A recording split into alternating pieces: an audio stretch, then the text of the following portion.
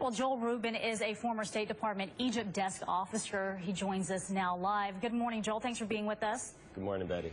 President Obama made it very clear that he does not want to become involved in an open-ended conflict, but couldn't a limited strike end up doing just that? This is a very complicated political military puzzle right now. And when I was at the State Department, I was a career officer on the eve of the Iraq War.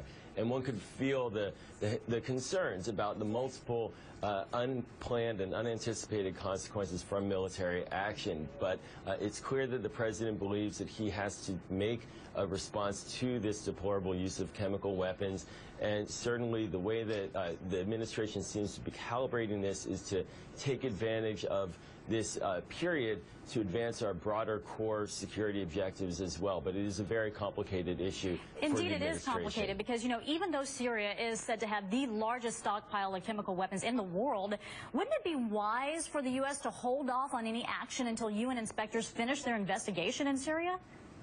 Well, certainly that's what the British Parliament is calling for, and having an affirmation by the United Nations, by their inspectors, that the chemical attack was instigated by Assad will be very beneficial to the administration in its moves to pivot and put more diplomatic pressure on Assad to ensure that he does not use chemical weapons again.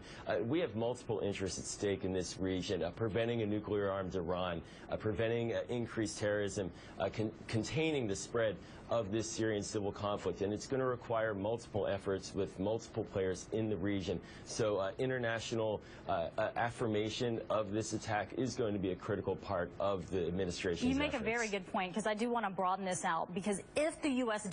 does strike, I want you to explain the possible ripple effects in that region.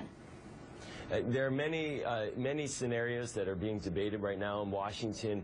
Some are arguing that whatever the administration does will not be strong enough, and that the administration should go further and more aggressively into regime change mode of Assad. There's no appetite for that, and that's very unrealistic. There are others who are saying that it's possible Assad could strike through proxies into Israel with chemical weapons, or that he may do nothing.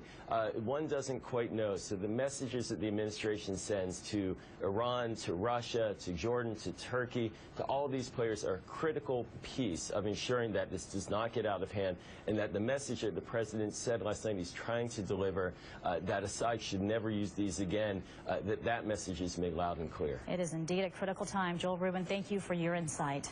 My pleasure.